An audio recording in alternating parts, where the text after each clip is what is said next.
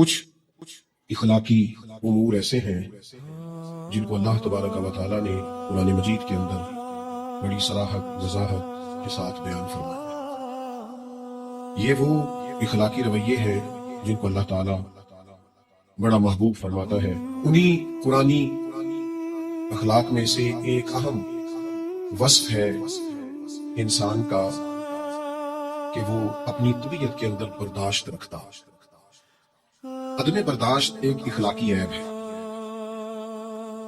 جو نہ صرف یہ کہ سوسائٹی اور ماحول اور معاشرے کے اندر پریشانی پیدا کرتا ہے، بلکہ جو لوگ اس عیب کا شکار ہوتے ہیں وہ خود بھی بڑے بے چین، بڑے بے قرار اور مضطرب رہتے ہیں۔ ذہنی تناؤ، فکری انتشار اور طبیعت کی بے چینی ان کا مزاج بن جاتی ہے۔ قرآن مجید فرقان حمید نے ارشاد فرمایا والکاظمین الغیظ والعافین عن الناس، فرمایا جو لوگ غصے کو پی جائیں اور لوگوں سے درگزر کریں۔ واللہ یحب المحسنین، فرمایا یہ وہ نیک لوگ ہیں جن سے اللہ محبت فرماتا ہے۔ یہ نہیں فرمایا کہ انہیں غصہ نہیں آتا، یہ نہیں فرمایا، غصہ آتا ہے۔ غصہ نہ آنا بذات خود ایک عیب ہے، لیکن غصہ انہیں آتا ہے پر وہ اس غصے کو پی جاتے ہیں، وہ ضبط کر لیتے ہیں، وہ اپنے غصے پر کنٹرول کرتے ہیں۔ والکاظمین الغیظ، وہ غصے کو پورے طور پر کنٹرول میں کر لیتے ہیں، اور والعافین عن الناس، لوگوں سے درگزر کر جاتے ہیں۔ اچھا یہ بھی بات نہیں کہ وہ کمزور ہیں اس لیے معاف کر دیتے ہیں، وہ طاقتور ہیں، باہمت ہے۔ کیوں کہ اللہ کے پیارے ہیں۔ اللہ یحب المحسنین، اللہ کہتا ہے میں ان سے محبت کرتا ہوں۔ تو رب کا پیارا وہ کمزور ہوتا ہے، تو اللہ کا محبوب وہ کمزور ہوتا ہے، جو اللہ کا چنا ہوا وہ کمزور ہوتا ہے۔ فرمایا ان لوگوں کا معیار یہ ہے، ان لوگوں کا رویہ یہ ہے کہ یہ غصے کو پی جاتے ہیں اور لوگوں سے درگزر کرتے ہیں۔ نبی پاک صلی اللہ تعالی علیہ وسلم کا ایک فرمان اس تعلق سے بڑا خوبصورت ہے، آپ کو بڑا مزہ دے گا اگر کبھی وہ ذہن میں آ گیا۔ اللہ کے حبیب علیہ السلام فرماتے ہیں جو آدمی غصے نکالنے کی قدرت رکھنے کے باوجود غصہ پی جائے، وہ تیس لیس کر سکتا تھا، وہ اینٹ کا جواب پتھر سے دے سکتا تھا، وہ ایک کی 10 سنا سکتا تھا، قدرت کے باوجود جو غصے کو پی جائے، فرمایا اللہ تعالیٰ ایمان اور یقین کے ساتھ اس کے سینے کو بھر دے،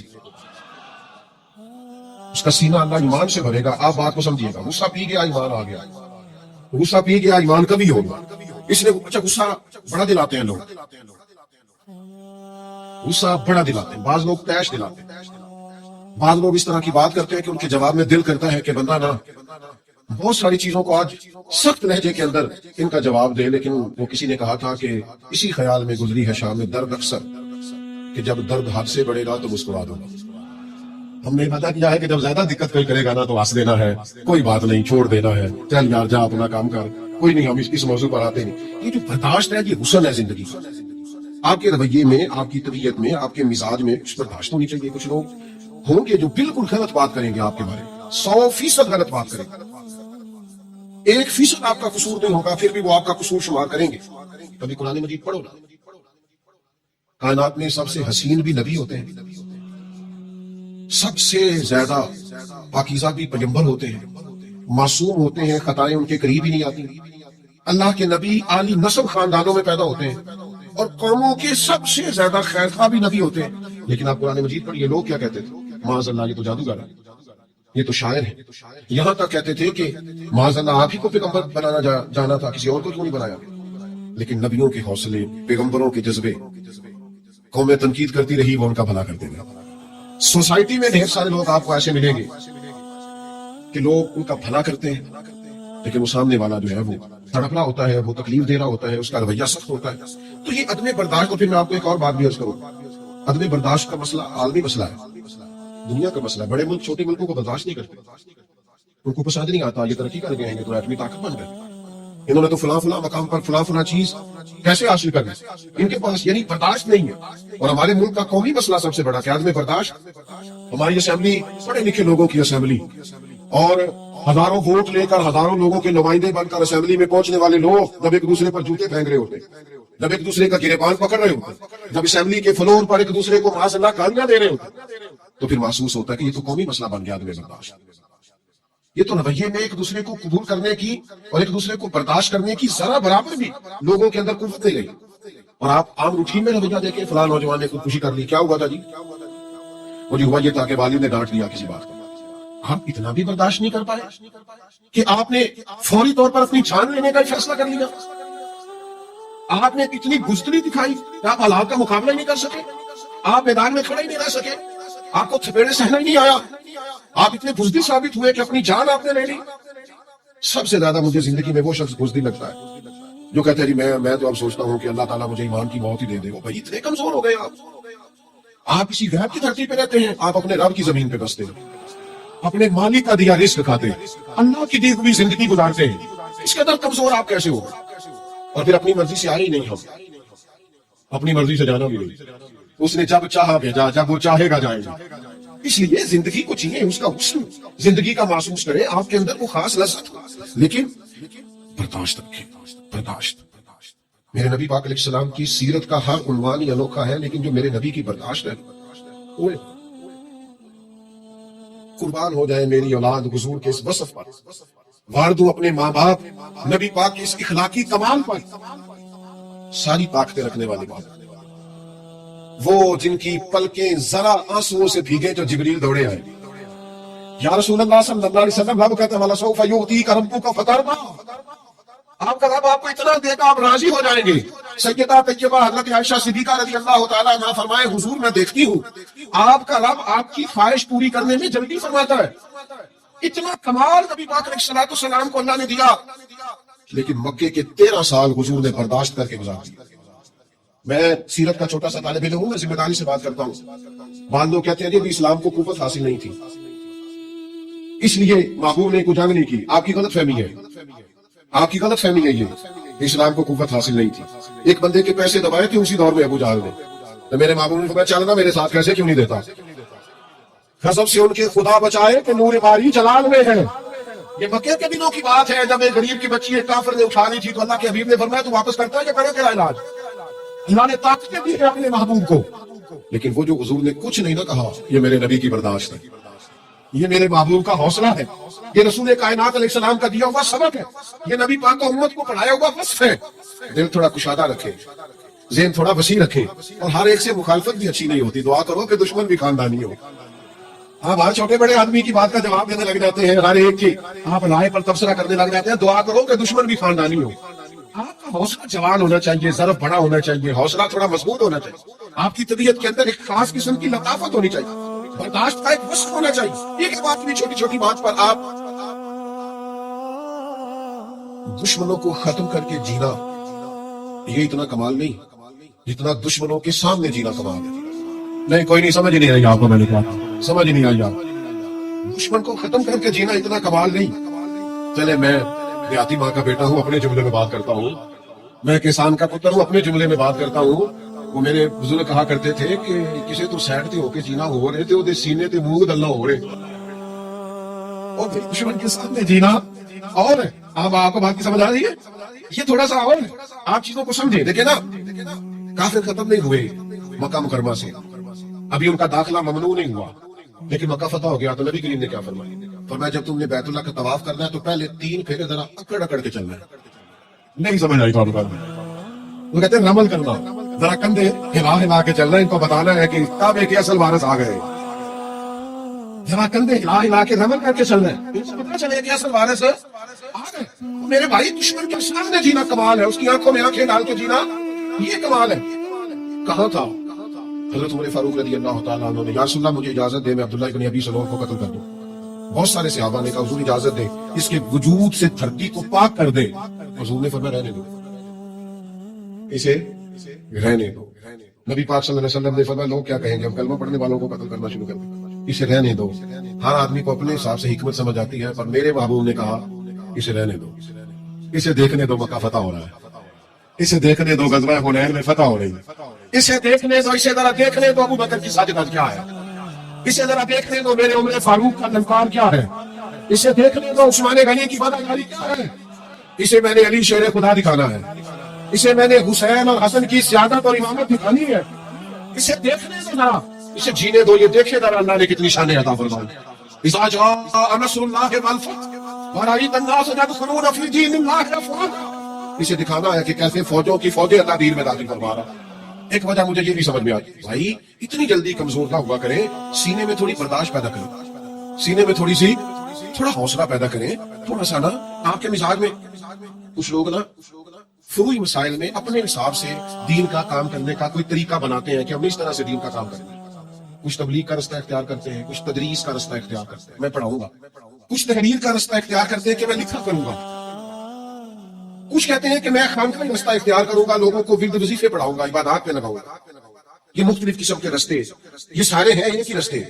لیکن کبھی کسی تحریر کرنے والے نے یہ نہیں کہا کہ جو پڑھا رہا ہے وہ کام ہی نہیں کر رہا. یہ نہیں کہا اس نے کہا میں بھی کر رہا ہوں، وہ بھی کر رہا. کبھی کسی تدریس کرنے والے نے یہ نہیں کہا کہ جو خانقاہ میں بیٹھ کے مریدین کی، عقیدت مندوں کی، ارادت مندوں کی تربیت کرتا ہے وہ کچھ بھی نہیں کر رہا. اس نے کہا میں تدریس کر رہا ہوں، وہ تلقین کر رہا ہوں. کبھی کسی نے کسی دوسرے کو متون، لوگ ایک دوسرے کو قبول کرتے تھے، لوگ ایک دوسرے کو برداشت کرتے تھے، لوگ کہتے تھے مل جل کے چلنا ہے. امام بخاری محدث ہے، فقیہ نہیں. انہوں نے فقہ اور اصول فقہ پر کام نہیں کیا، حدیثیں جمع کی. امام اعظم فقیہ ہے، انہوں نے حدیث کو اس طرح جمع نہیں کیا، اگرچہ انہوں نے بھی کیا. لیکن امام بخاری نے یہ نہیں کہا کہ جو فقیہ ہے وہ ٹھیک ہی نہیں، نہ امام اعظم نے کہا جو محدث ہے وہ ٹھیک ہی نہیں. انہوں نے کہا ان کی بھی بڑی بات ہے، انہوں نے کہا ان کی بھی بڑی بات ہے. لوگ ایک دوسرے کو قبول کرتے تھے، فروئی مسائل میں برداشت ہوتی تھی. یعنی امام شافعی رحمۃ اللہ تعالیٰ علیہ، میں بڑا عقیدت مند ہوں امام شافعی کا. کیا بات ہے امام شافعی کی، پر امام شافعی تو رفع دین سے نماز پڑھتے ہیں، وہ تو اونچا آمین کہتے ہیں. لیکن میں ان کا عقیدت مند ہوں، عقیدت مند ان کا ہوں، مقلد امام اعظم کا ہوں. باہمی احترام کے رشتوں کو کبھی بھی خراب نہیں ہونا چاہیے. لیکن آج تو گھٹن ہے، 1.5 اینٹ کی مسجد اور پونے پونے انچ کا بندہ، کوئی قد کاٹ نہیں، نہ علمی، نہ فکری، نہ توانائی، نہ شعور، نہ مطالعہ، نہ سمجھ، نہ بوجھ، نہ کوئی بات. لیکن ان لوگوں کی آپ گفتگو سنیں تو انہیں ایسے محسوس ہوتا ہے کہ کوئی شخص جو ہے وہ کام ہی نہیں کر رہا، سارا میں ہی کر رہا ہوں. ان کا خیال ہوتا ہے کہ کسی اور کو پتہ کسی چیز کا نہیں. کی عقیدہ پنجابی جی پا نہ پڑی وقت لو جیڑا وقت نو پڑھیا ہوئے تو رحم کھانا چاہیے، کوئی لڑائی کرنی چاہیے. وہ تو بیچارہ وقت نو پڑھیا اس پر رحم کھائے. تو میرے عزیز، برداشت کا مزاج، برداشت کی محبت، برداشت کی لذت اپنے اندر پیدا کرے. برداشت ہونی چاہیے. اللہ کے پیارے رسول صلی اللہ تعالیٰ علیہ وآلہ وسلم نے فرمایا بڑے گھونٹ ہیں جو انسان پیتا ہے، بڑے گھونٹ ہیں جو انسان نگلتا ہے، لیکن فرمایا اللہ کو بندے کا سب سے زیادہ وہ گھونٹ پسند ہے جو وہ غصے کا گھونٹ پی جاتا. اللہ کو بڑا پسند ہے وہ ضبط کر جائے. یہ سب سے افضل گھونٹ ہے کہ تجھے شدید غصہ آیا ہے لیکن تو اس کو پی جائے.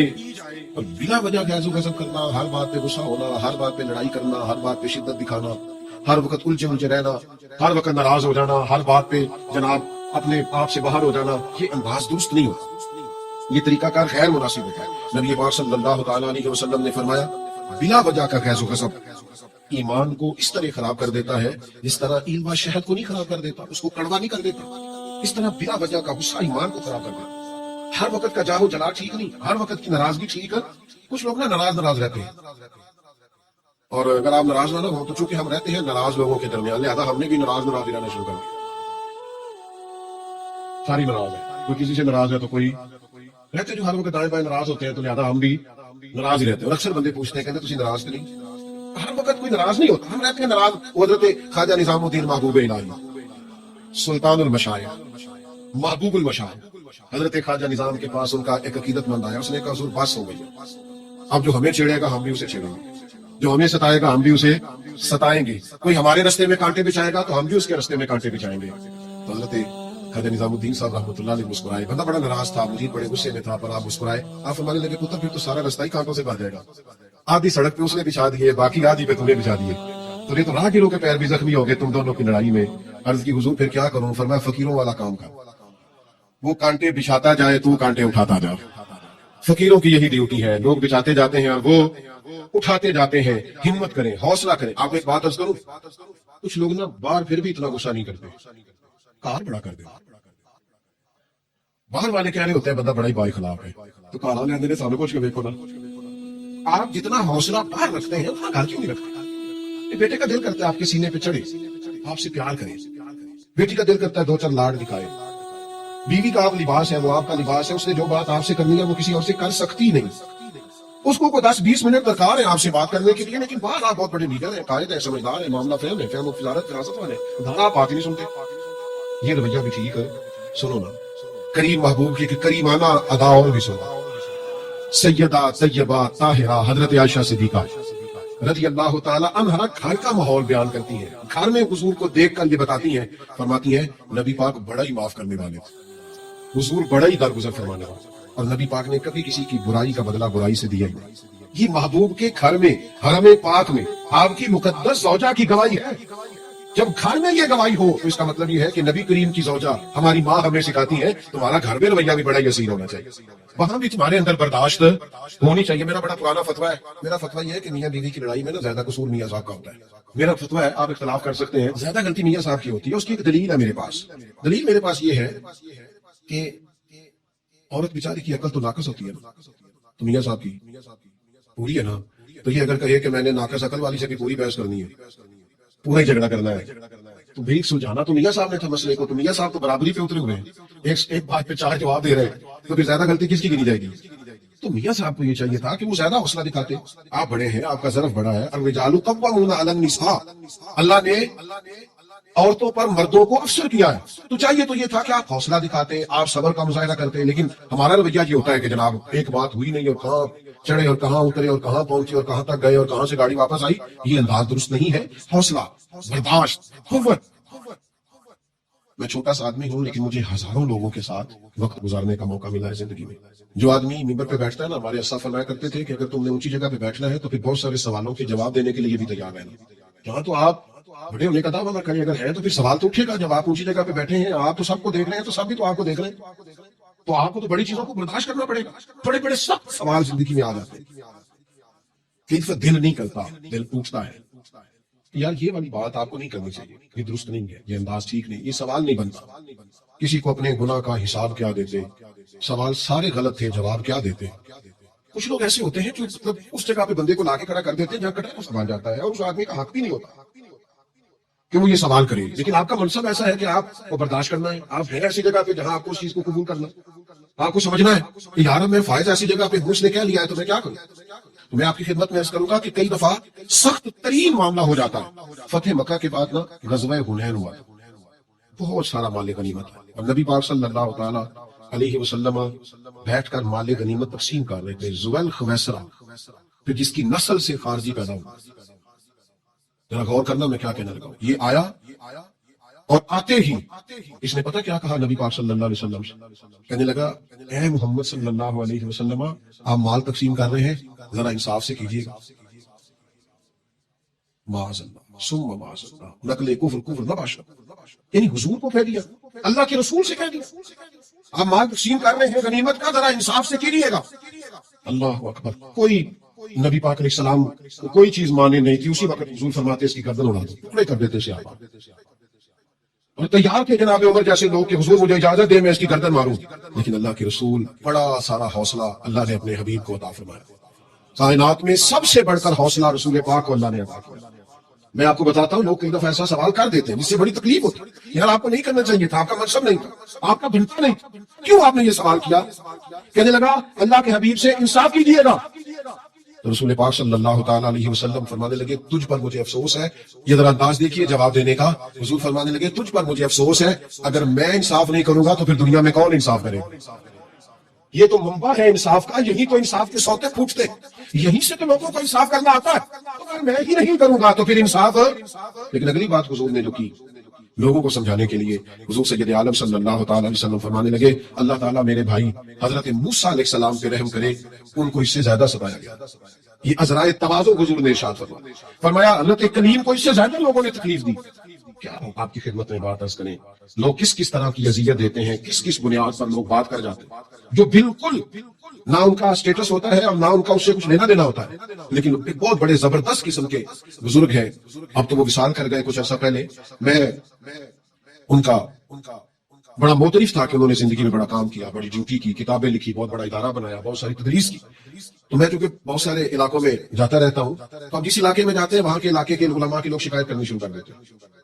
تو پہلے تو چلے کبھی کسی وقت چیزوں کی سمجھ نہیں ہوتی تھی، پھر بعد میں خیال آیا کہ یار یہ تو ہر علاقے میں ایسا مسئلہ ہے۔ پھر ایک دو سے میں نے کہا بھائی میں تو آیا ہوں سال کے بعد 2 گھنٹے کے لیے، میں نے چلے جانا ہے، آپ کے سارے جتنے بھی مذہبی دینی معاملات ہیں وہ آپ کے علاقے کے علماء نے۔ یہ رویہ آپ کا درست نہیں ہے کہ آپ کہیں کہ آپ بڑے اچھے ہیں چونکہ آپ باہر سے آئے ہیں۔ تھوڑا برداشت کی طبیعت اپنی زندگی میں نا، بلا وجہ کی شکوے، بلا وجہ کی شکایتیں دل کو تنگ کریں گی، آپ خود پریشان ہوں گے۔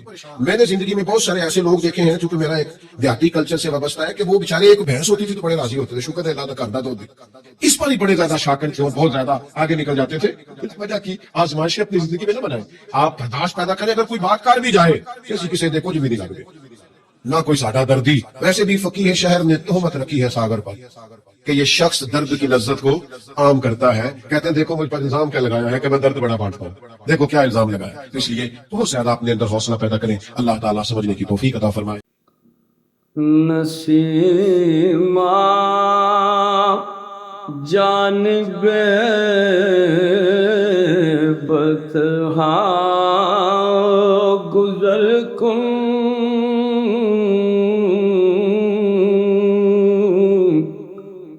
نسیمہ جانب بطحا گزر کن، ز احوال محمد را خبر کن،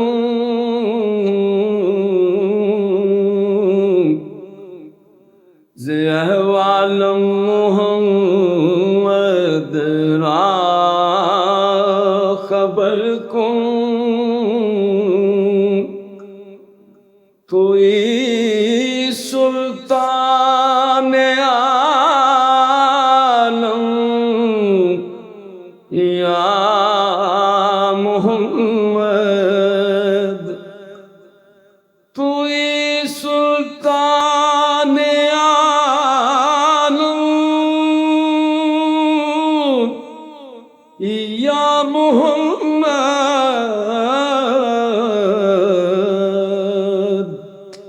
ضرور لطف سو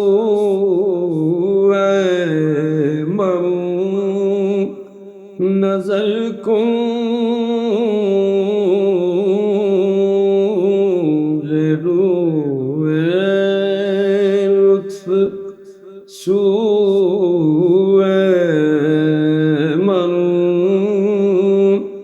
نظر کن، نسیمہ جانب بطحا گزر کن، ببرئی جان مشتاقم،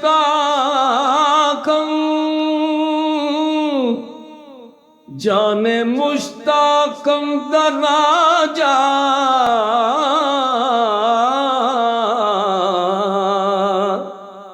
ببری جان مشتاقم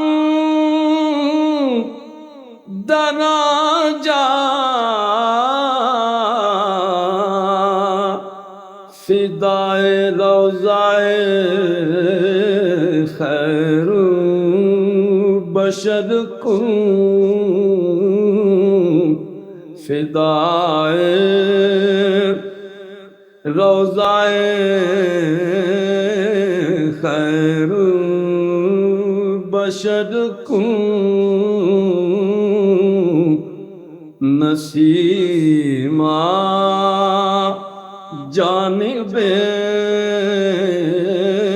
بطحا گزر کن، مشرف گرچہ شد جامی، جامی ز لطفت، مشرف گرچہ شد جامی ز لطفت، خدایا کرم بار دیگر کن، خدایا کرم بار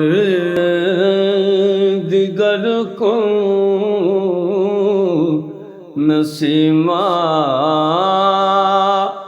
جانب بطحا گزر کن زی احوالم ہم ادرا خبر کن